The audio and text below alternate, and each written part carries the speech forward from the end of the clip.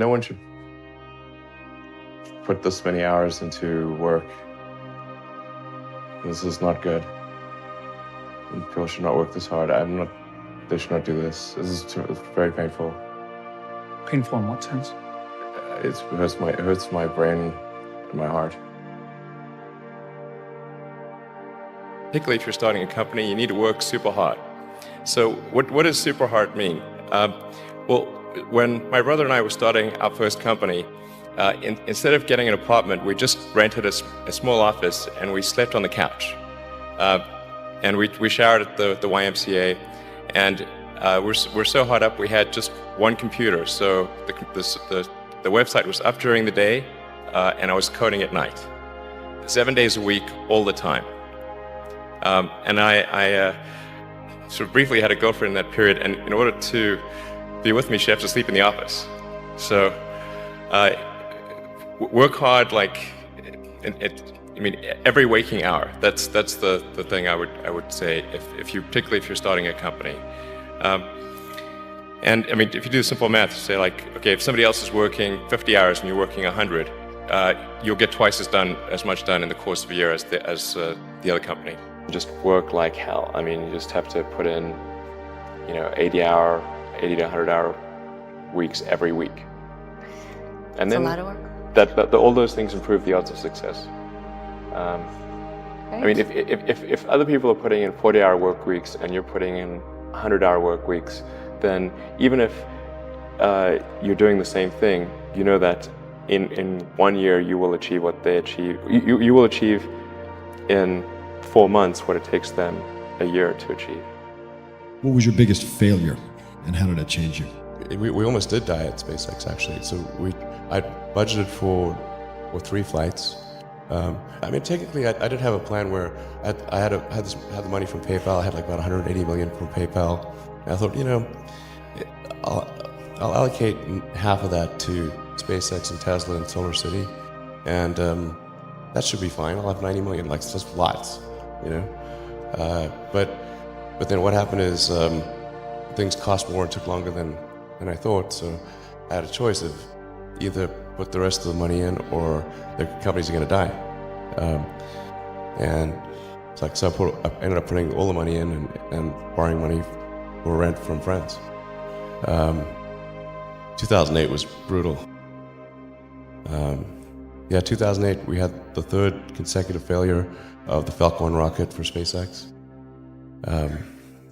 Tesla almost went bankrupt. We closed our financing round 6 p.m. Christmas Eve 2008. It was the last hour of the last day that it was possible.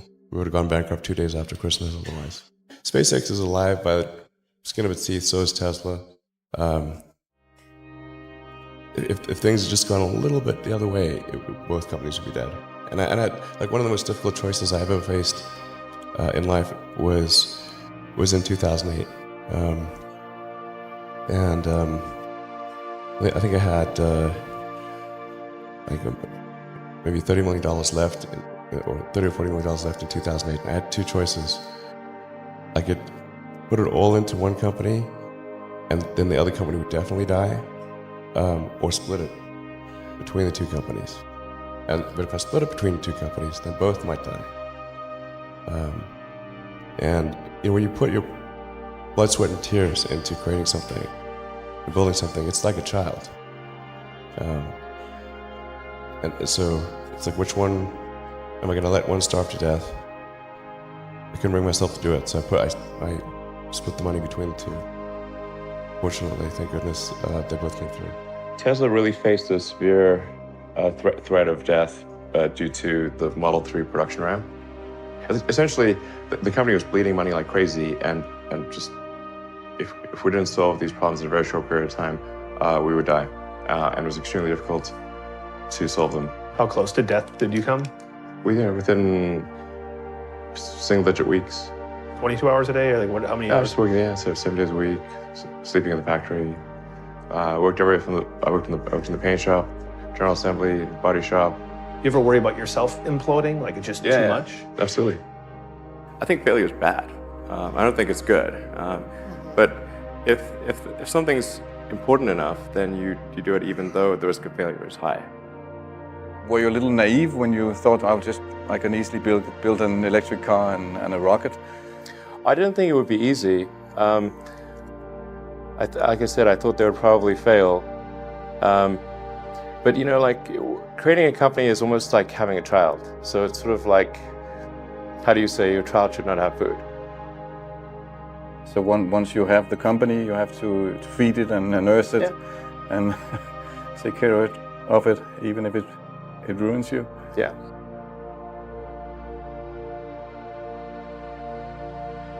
But suppose there were some tough times in 2008, end of 2008. How did you get through that period of crisis? Yeah. Can we just break for a second? Sure, of course, yeah. You want to wait a little while? Man, I sure hope it was worth it. Sure hope so. Pardon me? Sure hope it was worth it. Well, there's a ton of failures along the way, that's for sure. Like I said, as I said, for SpaceX, first 3 launches failed. And we're just barely able to scrape together enough parts and money to do the 4th launch. If that 4th launch had failed, we would have been dead. So multiple failures along the way. I tried very hard to get the right expertise in for SpaceX. I tried hard to find a great chief engineer for the rocket, but the good chief engineers wouldn't join, and the bad ones, well, there was no point in hiring them. So I ended up being chief engineer of the rocket. So if I could have found somebody better, then we would have maybe had less than 3 failures. When you had that 3rd failure in a row, did you think, I need to pack this in? Never. Why not? I don't ever give up. I mean, I'd have to be dead or completely incapacitated. You know, there are American heroes who don't like this idea. Neil Armstrong, Gene Cernan have both testified against commercial spaceflight in the way that you're developing it, and I wonder what you think of that. I was very sad to see that, because those guys are, those guys are heroes of mine, so it's really tough. I wish they would come and visit and see the hardware that we're doing here. And I think that would change their mind. They inspired you to do this, didn't they? Yes. And to see them casting stones in your direction. It's difficult. Did you expect them to cheer you on? So they're hoping they would. Something that can be helpful is fatalism, to some degree. If you just accept the probabilities, then that diminishes fear. When starting SpaceX, I thought the odds of success were less than 10%, and I just accepted that actually probably I would just lose everything. But that maybe would make some progress if we could just move the ball forward. Even if we died, maybe some other company could pick up the baton and keep moving it forward, so that would still do some good. Same with Tesla. I thought the odds of a car company succeeding were extremely low. In creating these companies, we thought that we would be successful. I thought that the most likely outcome was failure, but it was still worth doing, even though the odds of success were low. In fact, even for SpaceX, originally what I started doing was not creating a rocket company, but actually was going to do a small mission to Mars, which was just a philanthropic mission where you would send a small greenhouse with seeds and dehydrated gel, and it would, upon landing, hydrate the gel, and you'd have this cool picture of green plants on a red background. And the public tends to respond to precedents and superlatives. So this would be the first life on Mars, furthest that life's ever traveled, and you'd have this great money shot of green plants on a red background. So, I thought that would get people's attention. So, but the expectation for that was no return. So I thought we wouldn't get any, just spend the money on that, and it wouldn't happen. If you're creating a company or if you're joining a company, the most important thing is to is to attract great people. So either join a group that's amazing that you really respect, or if you're building a company, you've got to gather great people. I mean, all a company is a group of people that have gathered together to create a product or service. And so depending upon how talented and hardworking that group is, and the degree to which they are focused cohesively in a good direction, that will determine the success of the company. So do everything you can to gather great people if you're creating a company. Then I'd say focus on signal over noise. A lot of companies get confused. They spend money on things that don't actually make the product better. So, for example, at Tesla, we've never spent any money on advertising. We put all of the money into R&D and manufacturing and design to try to make the car as good as possible. I think that's the way to go. So for any given company, just can keep thinking about, are these efforts that people are expending, are they resulting in a better product or service? And if they're not, stop those efforts. Starting a business, I'd say number one is have a high pain threshold. That's it. There's a friend of mine who's got a good saying, which is that starting a company is like eating glass and staring into the abyss. Okay, that's generally what happens, because when you first start a company, there's lots of optimism and things are great, and then so happiness at first is high. Then you encounter all sorts of issues, and happiness will steadily decline, and then you'll go through a whole world of hurt. And then eventually, if you succeed, and in most cases you will not succeed, and Tesla almost didn't succeed, came very close to failure. Then if you succeed, then after a long time you will finally get back to happiness.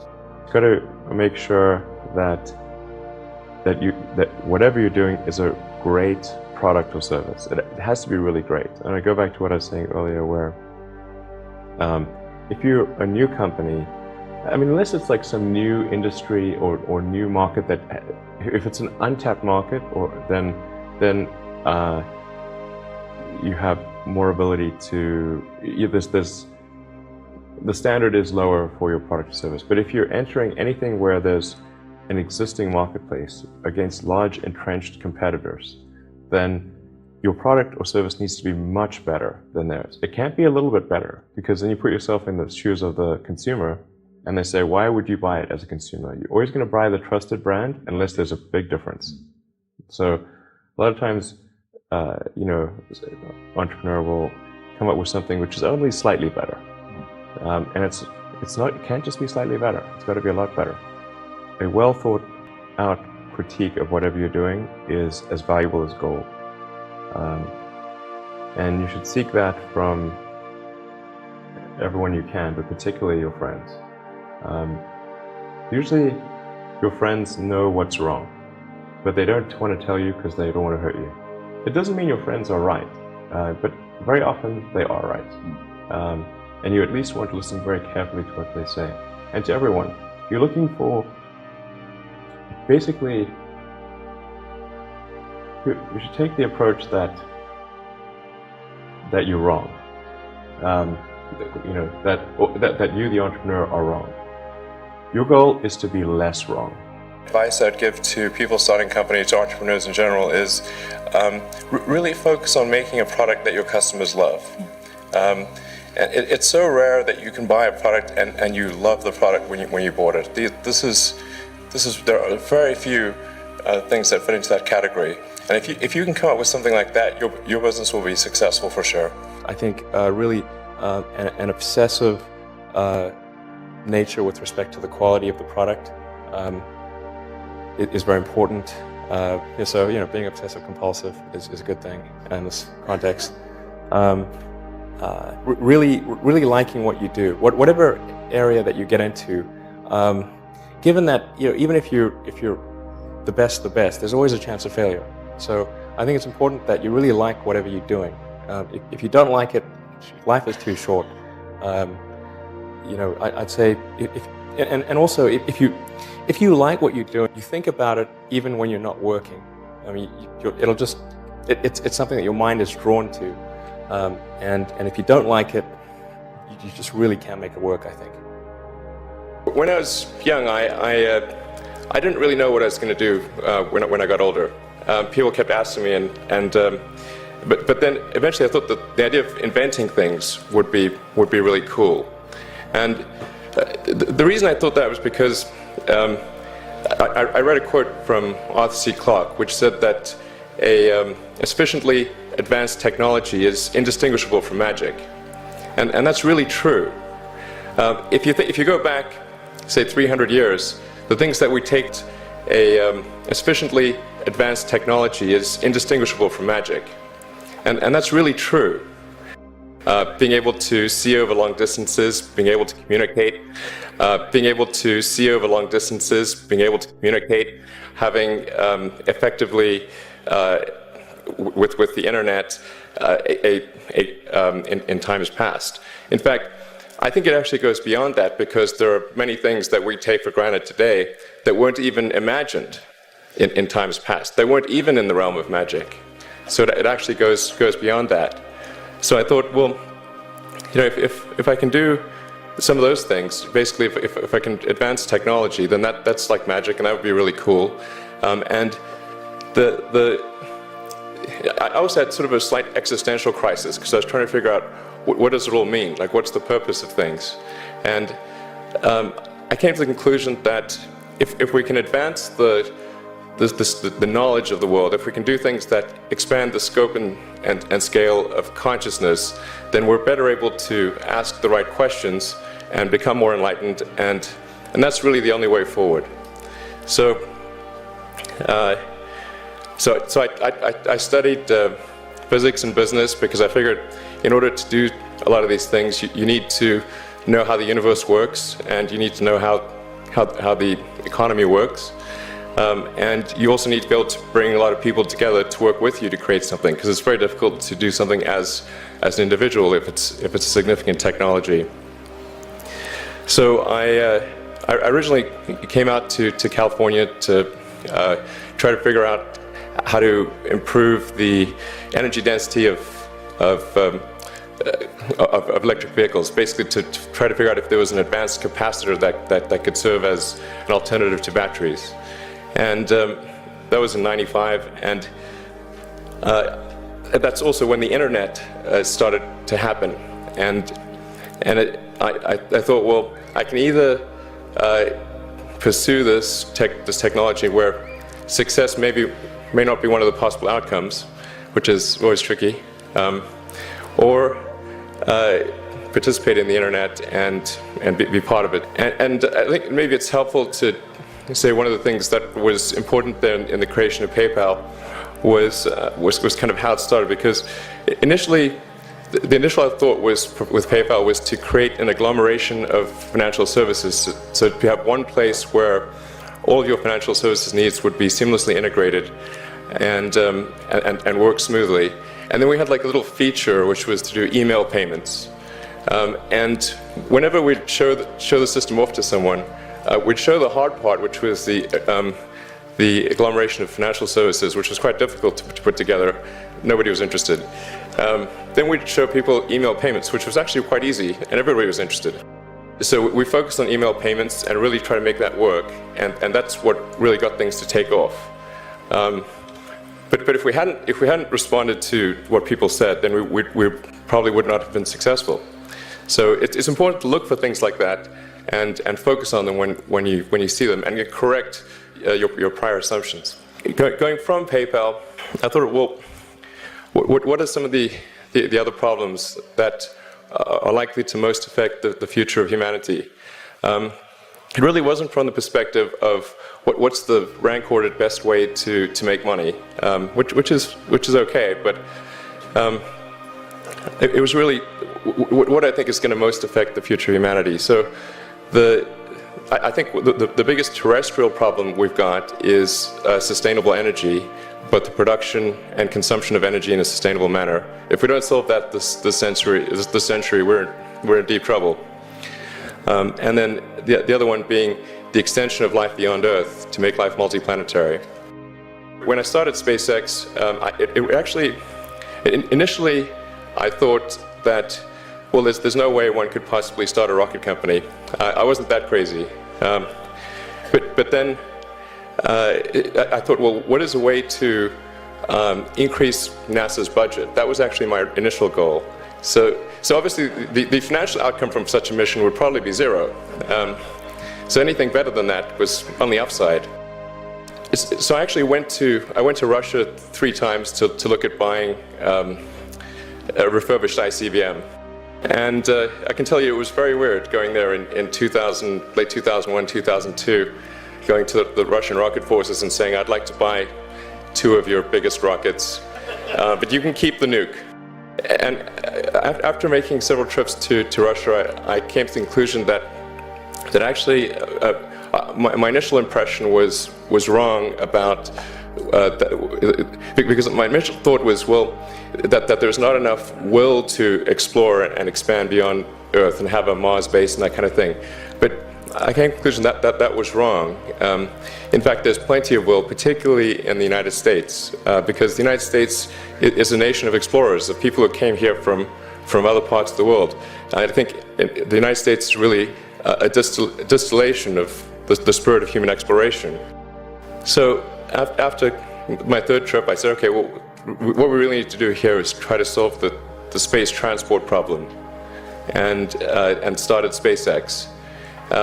This was against the advice of pretty much everyone I talked to. One friend made me sit down and watch a bunch of videos of rockets blowing up. Let me tell you, he wasn't far wrong. It was tough going there in the beginning because I'd never built anything physical. I mean, I'd built like little model rockets as a kid and that kind of thing, but I'd never had a company that built anything physical. So I had to kind of figure out how to do all these things and bring together the right team of people. We did all that and then failed 3 times. It was tough going. Because the thing about a rocket is that the passing grade is 100%. You don't get to actually test the rocket in the real environment that it's going to be in.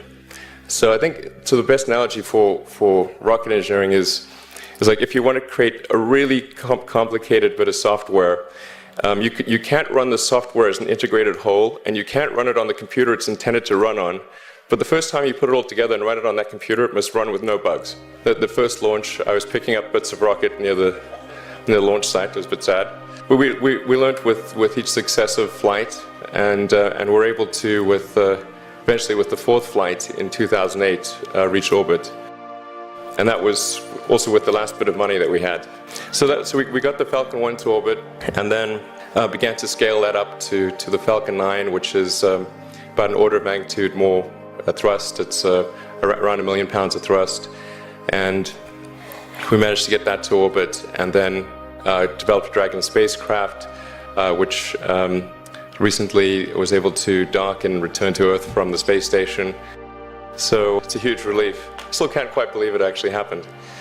But there's a lot more that must happen beyond this in order for humanity to become a spacefaring civilization, ultimately a multi-planet species. And that's something I think it's vitally important, and I hope that some of you will participate in that, either at SpaceX or at other companies, because it's just really one of the most important things for the preservation and extension of consciousness. I mean, it's worth noting, as I'm sure people are aware, the Earth has been around for 4 billion years, and civilization, at least in terms of having writing, has been around for 10,000 years, and that's being generous. So it's really somewhat of a tenuous existence that civilization and consciousness, as we know it, has been on Earth. And I think I'm actually fairly optimistic about the future of Earth. So I don't want to sort of people to have the wrong impression that I think we're all about to die. I think things will most likely be okay for a long time on Earth, but not for sure, but most likely. But even if it's sort of 99% likely, a 1% chance is still worth spending a fair bit of effort to ensure that we've backed up the biosphere, planetary redundancy, if you will, and so I think it's really quite important. And in order to do that, there's a breakthrough that needs to occur, which is to create a rapidly and completely reusable transport system to Mars, which is one of those things that's right on the borderline of impossible. But that's sort of the thing that we're going to try to achieve there with SpaceX. When I was a kid, I was wondering kind of what's the meaning of life? Like, why are we here? What's it all about? And I came to the conclusion that what really matters is trying to understand the right questions to ask. And the more that we can increase the scope and scale of human consciousness, the better we are able to ask these questions. So I think that there's certain things that are necessary to ensure that the future is good. And some of those things are, in the long term, having long-term sustainable transport and sustainable energy generation. And to be a spacefaring civilization, and for humanity to be out there among the stars and be a multi-planetary species. I think being a multi-planet species and being out there among the stars is important for the long-term survival of humanity. And that's one reason, kind of like life insurance for life collectively, life as we know it. But then the part that I find personally most motivating is that it creates a sense of adventure, and it makes people excited about the future. If you consider two futures, one where we are forever confined to Earth until eventually something terrible happens, or another future where we are out there on many planets, maybe even going beyond the solar system, I think that second version is incredibly exciting and inspiring, and there need to be reasons to get up in the morning. Life can't just be about solving problems. Otherwise, what's the point? There's got to be things that people find inspiring and make life worth living. You're 47. What is the likelihood that you personally will go to Mars? 70%. We've recently made a number of breakthroughs that I'm just really fired up about. And when does that happen? In our lifetimes? Yeah. I'm talking about moving there. So it's like, if you get the price per ticket maybe around $200,000. This could be an escape hatch for rich people. No, your probability of dying on Mars is much higher than Earth. Really, the average going to Mars would be like Shackleton's average going to the Antarctic. It's going to be hard. There's a good chance of death. Going in a little can through deep space. You might land successfully. Once you land successfully, there will be you'll be working non-stop to build the base. So not much time for leisure. And once you get there, even after doing all this, there's a very harsh environment, so there's a good chance you die there. We think you can come back, but we're not sure. Now, does that sound like an escape hatch for rich people? And yet you would unhesitatingly go. There's lots of people that climb mountains. Why do they climb mountains? Because people die on Mount Everest all the time. They like doing it for the challenge. I think that the probable outcome for civilization on Earth is quite good for a long time. But I still think that we should try to extend life beyond Earth and and the thing to do is to establish a base on Mars and try to make that a self-sustaining base as soon as possible. I don't expect that SpaceX is going to do that sort of single-handedly, but I think we're going to try to advance the technology of space travel to the point where we can at least send some number of people to Mars, which is not currently possible. On the Tesla front, the goal with Tesla was really to try to show that what electric cars can do, because people had the wrong impression. We had to change people's perception of an electric vehicle, because they used to think of it as something that was slow and ugly and had low range, kind of like a golf cart. So that's why we created the Tesla Roadster, to show that you can be fast, attractive, and long range. And it's amazing how even though you can show that something works on paper, and the calculations are very clear, until you actually have the physical object and they can drive it, it doesn't really sink in for people. And so that I think is something worth noting. If you're going to create a company, the first thing you should try to do is create a working prototype. Everything looks great on PowerPoint. you can make anything work on PowerPoint. But if you have an actual demonstration article, even if it's in primitive form, that's much more effective for convincing people. Now is the time to overrule this administration's pledge to mediocrity. Listen, Tesla's a sell. You don't want to own this stock. You shouldn't even rent the darn thing. Why? Because beyond the hype, there's just not much going on here. Tesla still has yet to turn a profit. That'll be a $1.5 billion company with no profit. Its most recent quarter it actually lost more money than it did the year before, $1.5 billion, losing more money than the year before. This is a company with limited visibility. You put $90 billion, like 50 years worth of breaks into solar and wind, to Solyndra and Fisker and Tesla and Enter1. I mean, I had a friend who said you don't just pick the winners and losers, you pick the losers. Private enterprise will not ever lead a space frontier. Not because I don't want them to, but my read of history tells me they can't. It's not possible. One of the biggest mistakes people generally make, and I'm guilty of it too, is wishful thinking. Like you want something to be true, even if it isn't true. And so you ignore the things that, you ignore the real truth because of what you want to be true. This is a very difficult trap to avoid. And like I said, it's certainly one that I find myself in having problems with. But if you just take that approach of you're always to some degree wrong, and your goal is to be less wrong, and solicit critical feedback, particularly from friends. Like friends, if somebody loves you, they want the best for you. They don't want to tell you the bad things. So you have to ask them, and say, really, I really do want to know.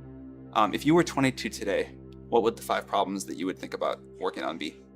Well, first of all, I think if somebody is doing something that is useful to the rest of society, I think that's a good thing. Like, it doesn't have to change the world. Like, if you're doing something that has high value to people, and frankly, even if it's like just a little game, or some improvement in photo sharing or something. If it has a small amount of good for a large number of people, I think that's fine. Like, stuff doesn't need to be changed the world just to be good.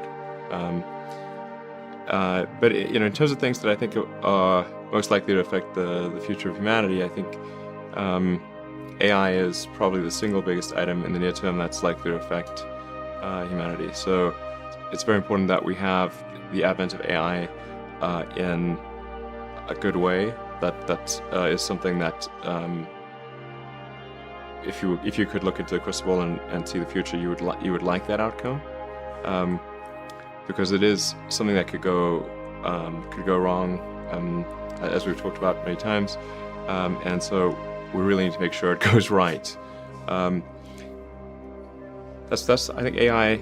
Working on AI and making sure it's a great future, that's the most important thing I think right now, the most pressing item. Then obviously anything to do with genetics, if you can actually solve genetic diseases, if you can prevent dementia or Alzheimer's or something like that, with genetic reprogramming, that would be wonderful. So I think this genetics, it might be the sort of second most important item. I think having a high bandwidth interface to the brain, like we're currently bandwidth limited. We have a digital tertiary self in the form of our email capabilities, like computers, phones, applications.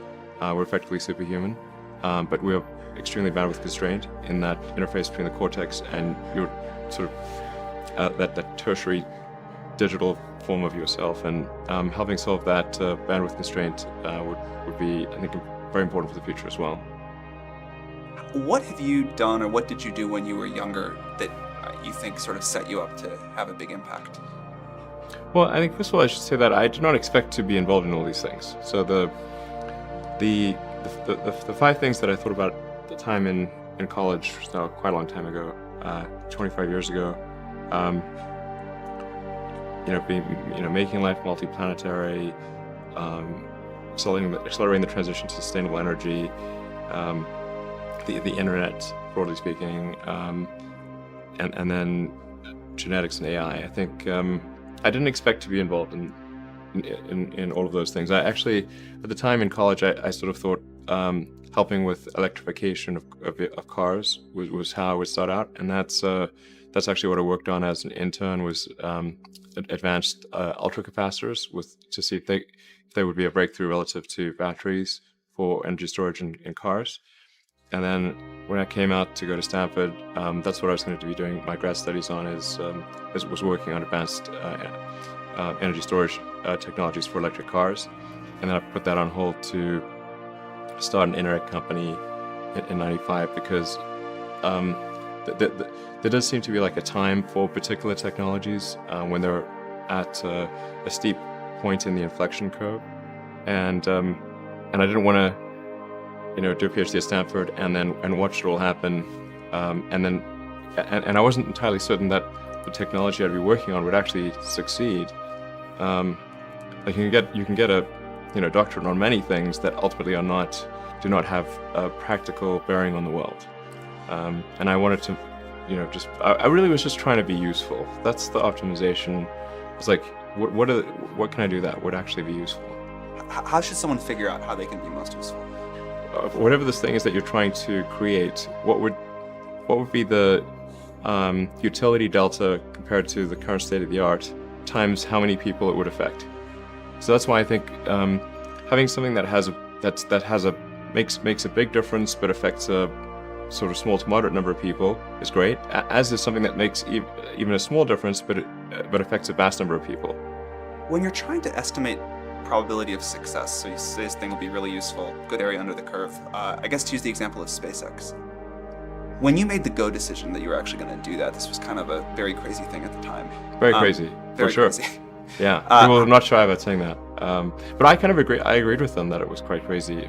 Crazy if the objective was to achieve the best risk-adjusted return, starting a rocket company is insane.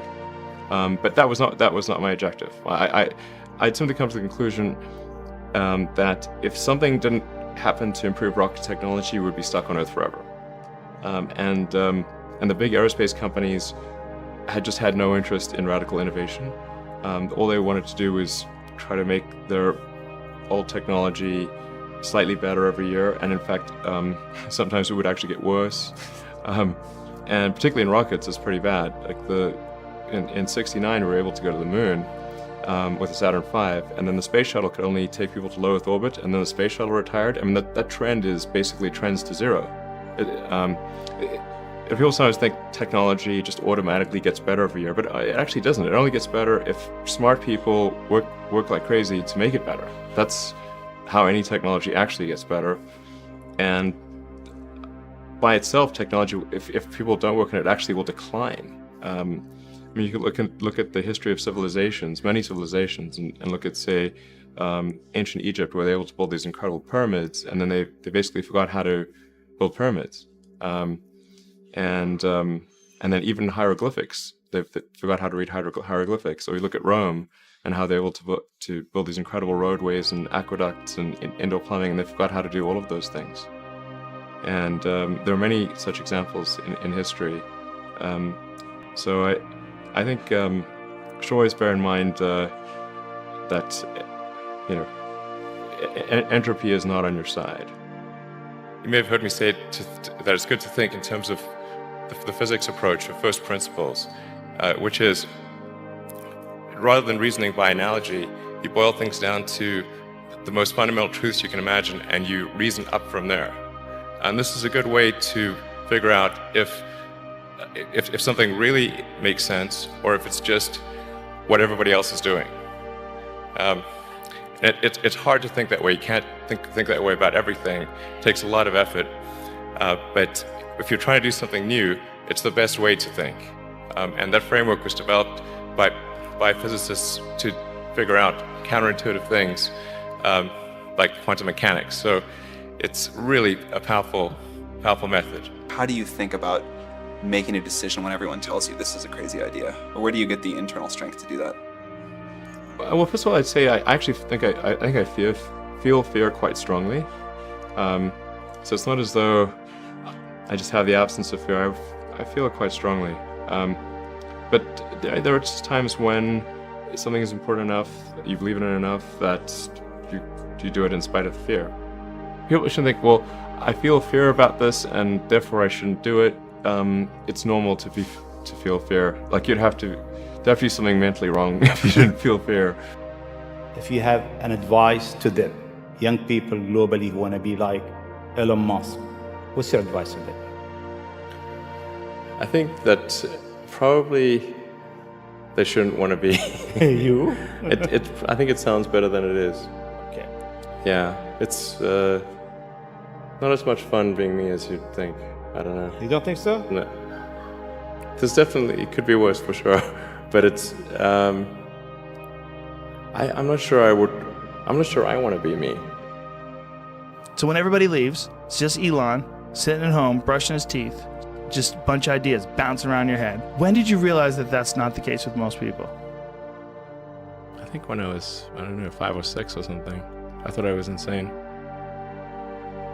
It was just strange. Because it was clear that other people did not, their mind wasn't exploding with ideas. It was like, I'm strange. I don't think you'd necessarily want to be me. People would like it that much. It's very hard to turn it off. It's like a never-ending explosion. All the time. What do you think the odds of the Mars colony are at this point today? Well, oddly enough, I actually think they're pretty good. At this point, I am certain there is a way. I'm certain that success is one of the possible outcomes for establishing a self-sustaining Mars colony, in fact, a growing Mars colony. I'm certain that that is possible. Whereas until maybe a few years ago, I was not sure that success was even one of the possible outcomes. Some meaningful number of people going to Mars, I think this is potentially something that can be accomplished in about 10 years, maybe sooner, maybe 9 years. I need to make sure that SpaceX doesn't die between now and then, and that I don't die, or if I do die, that someone takes over who will continue that. You shouldn't go on the first launch. Yeah, exactly. The best of the available alternatives that I can come up with, and maybe somebody else can come up with a better approach or better outcome, is that we achieve democratization of AI technology, meaning that no one company or small set of individuals has control over advanced AI technology. I think that's very dangerous. It could also get stolen by somebody bad, like some evil dictator of a country could send their intelligence agency to go steal it and gain control. It just becomes a very unstable situation, I think, if you've got any incredibly powerful AI. You just don't know who's going to control that. So it's not as though I think that the risk is that the AI would develop a will of its own right off the bat. I think it's more the concern is that someone may use it in a way that is bad, and even if they weren't going to use it in a way that's bad, that somebody could take it from them and use it in a way that's bad. That I think is quite a big danger. So I think we must have democratization of AI technology and make it widely available. And that's the reason that obviously the rest of the team created OpenAI was to help with the help spread out AI technology so it doesn't get concentrated in the hands of a few. But then of course that needs to be combined with solving the high bandwidth interface to the cortex. Humans are so slow. Humans are so slow. Yes, exactly. But we already have a situation in our brain where we've got the cortex and limbic system, and the limbic system is kind of that's the primitive brain. It's kind of like your instincts and whatnot, and then the cortex is the thinking upper part of the brain. Those two seem to work together quite well. Occasionally your cortex and limbic system may disagree. Generally works pretty well, and it's like rare to find someone who, I've not found someone who wishes to either get rid of their cortex or get rid of their limbic system. So I think if we can effectively merge with AI by improving that the neural link between your cortex and your digital extension of yourself, which already, like I said, already exists, just has a bandwidth issue, and then effectively you become an AI human symbiote, and if that then is widespread with anyone who wants it can have it, then we solve the control problem as well. We don't have to worry about some sort of evil dictator AI, because kind of we are the AI collectively. That seems like the best outcome I can think of. I think we've got a really talented group at OpenAI. Yeah, really talented team, and they're working hard. OpenAI is structured as say a 501c3 nonprofit, but many nonprofits do not have a sense of urgency. It's fine; they don't have to have a sense of urgency, but OpenAI does, because I think people really believe in the mission. I think it's important, and it's about minimizing the risk of existential harm in the future. And so I think it's going well. I'm pretty impressed with what people are doing and the talent level. And obviously we're always looking for great people to join. When I interview somebody, I really just ask them to tell me the story of their career and what are some of the tougher problems that they dealt with, how they dealt with those, and how they made decisions at key transition points. And usually that's enough for me to get a very good gut feel about someone. And what I'm really looking for is evidence of exceptional ability. So did they face really difficult problems and overcome them? And then of course you want to make sure that if there was some significant accomplishment, were they really responsible, or was somebody else more responsible? And usually the person who's had to struggle with the problem, they really understand it, and they don't forget, if it was very difficult. So you can ask them very detailed questions about it, and they'll know the answer. Okay. Whereas the person who was not truly responsible for that accomplishment will not know the details. There's no need even to have a college degree at all, or even high school. I mean, if somebody graduated from a great university, that may be an indication that they will be capable of great things, but it's not necessarily the case.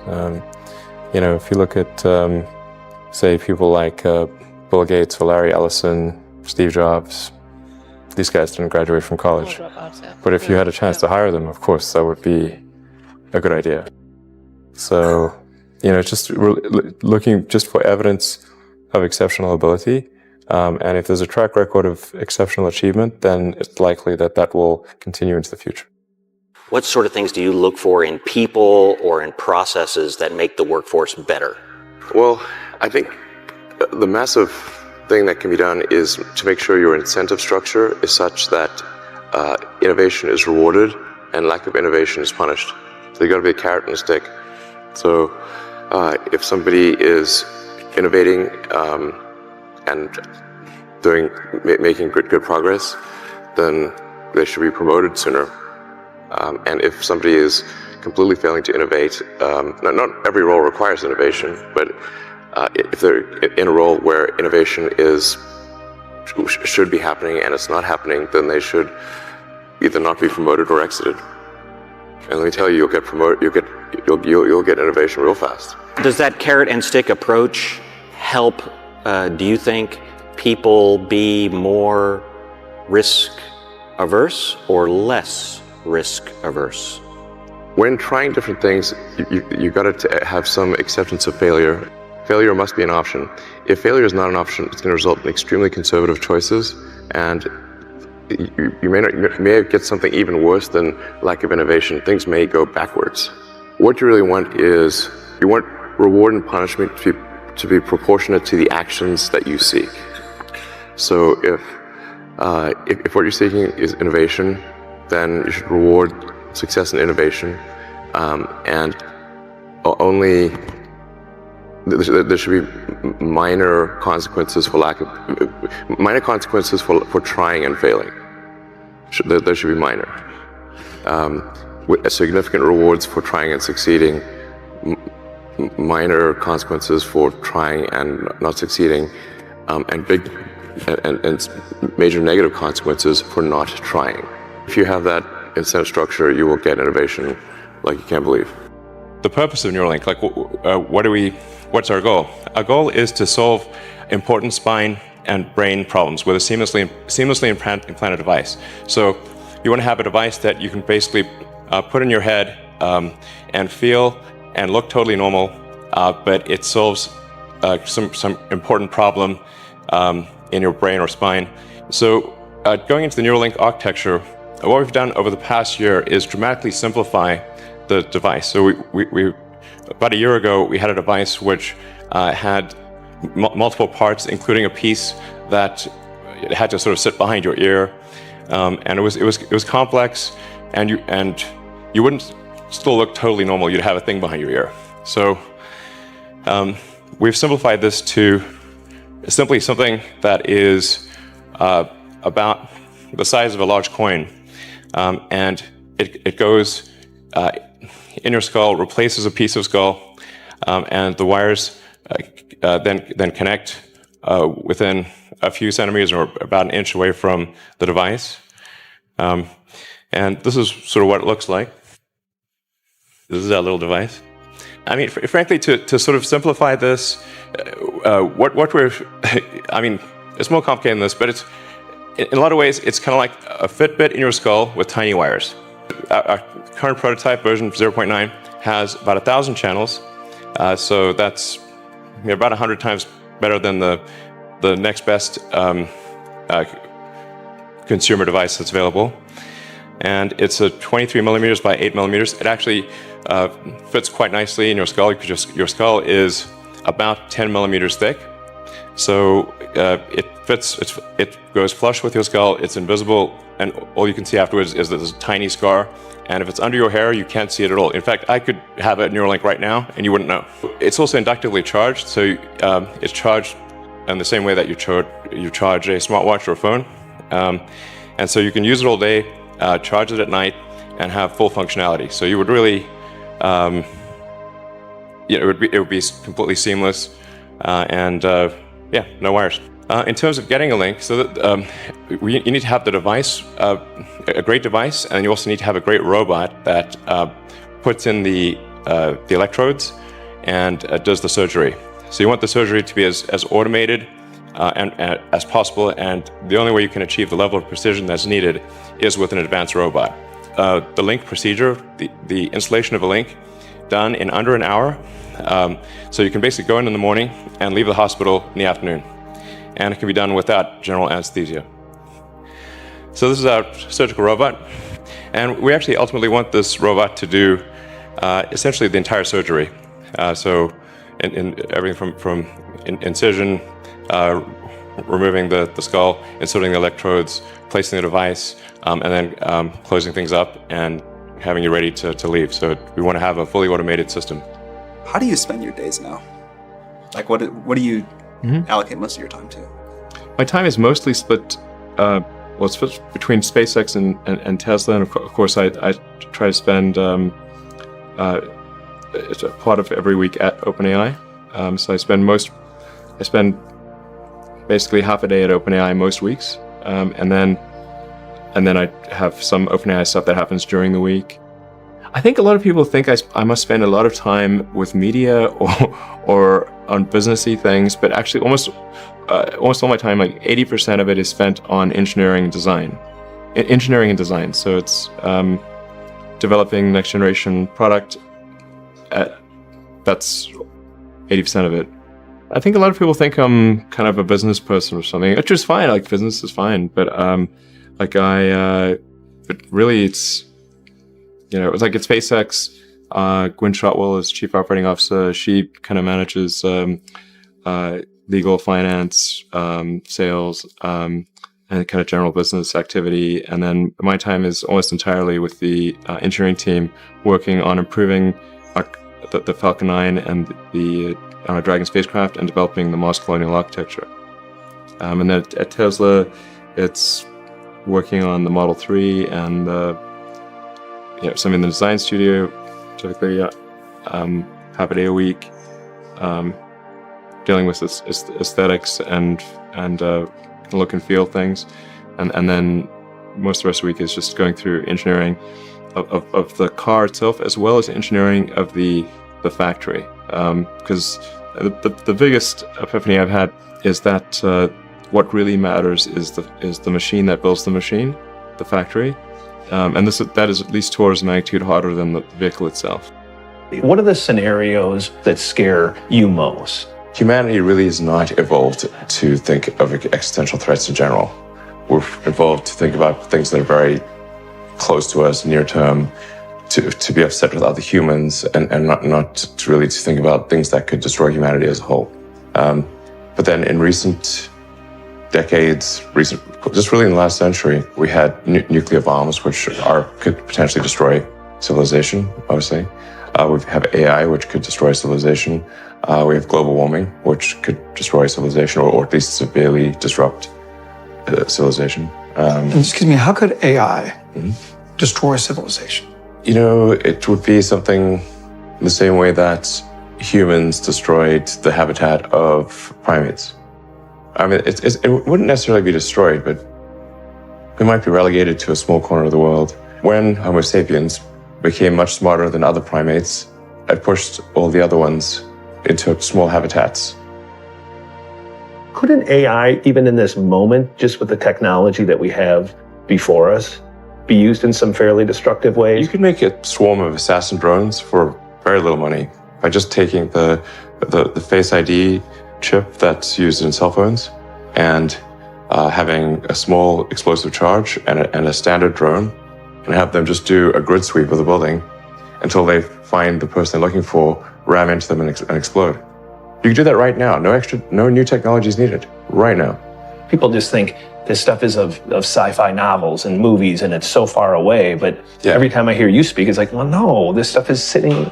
It's right here. Probably a bigger risk than being hunted down by a drone is that AI would be used to make incredibly effective propaganda.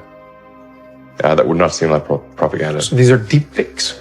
Yeah, influence the direction of society, influence elections. Artificial intelligence just hones the message, looks at the feedback, makes this message slightly better. Within milliseconds, it can adapt its message and shift and react to news. And there's so many social media accounts out there that are not people. Like, how do you know it's a person, not a person?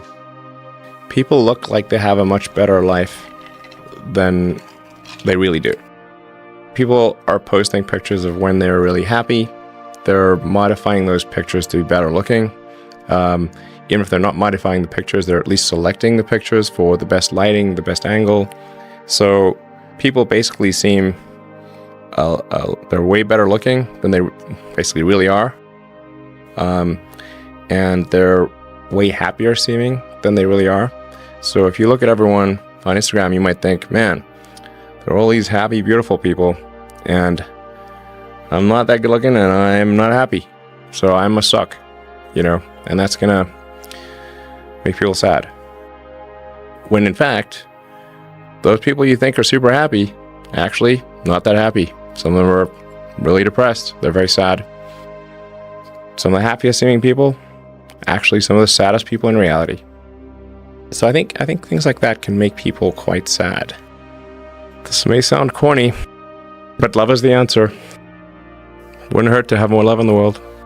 I think people should be nicer to each other and give more credit to others, and don't assume that they're mean until you know they're actually mean. It's easy to demonize people. You're usually wrong about it. People are nicer than you think. Give people more credit. There's going to be some amount of failure. But you want your net useful output to be maximized. Failure is essentially irrelevant unless it is catastrophic. The final thing I would encourage you to do is, now is the time to take risk. As you get older, your obligations increase. So and once you have a family, you start taking risk not just for yourself, but for your family as well. It gets much harder to do things that might not work out. So now is the time to do that before you have those obligations. So I would encourage you to take risks now. Do something bold. You won't regret it. Here is a key point from Elon Musk. Elon Musk emphasizes the importance of hard work and dedication. He shares how, when he and his brother were starting their first company, they worked tirelessly, often sleeping in the office and showering at the YMCA. Musk believes that working long hours, sometimes up to 100 hours a week, significantly increases the chances of success. He argues that if someone else is working 50 hours a week and you are working 100, you will accomplish twice as much in the same time frame. Musk also highlights the necessity of embracing failure and learning from it. He recounts the early struggles of SpaceX, where the first 3 rocket launches failed. Instead of giving up, Musk and his team learned from each failure, made improvements, and eventually succeeded with the 4th launch. This persistence in the face of repeated failures is crucial for achieving long-term success. Another important lesson from Musk is the significance of having a compelling vision. He believes that having a clear and ambitious goal, such as making humanity a multiplanetary species, provides motivation and a sense of purpose. This vision drives continuous effort and innovation, making the challenges and hardships along the way worthwhile. Musk also stresses the importance of building a great team. He advises that the success of any company depends on the talent and dedication of its people. Surrounding yourself with hardworking and talented individuals who share the same vision is critical. Musk places a high value on attracting and retaining the best talent to ensure the company's success. Finally, Musk talks about the need for innovation and focusing on making a product that customers love. He emphasizes that creating something truly great requires an obsessive focus on quality and continuous improvement. By prioritizing customer satisfaction and constantly refining the product, companies can achieve lasting success and set themselves apart from competitors. In summary, Elon Musk's key points include working hard, embracing failure, having a compelling vision, building a great team, and focusing on innovation and customer satisfaction. These principles have guided his approach to building successful companies like Tesla and SpaceX.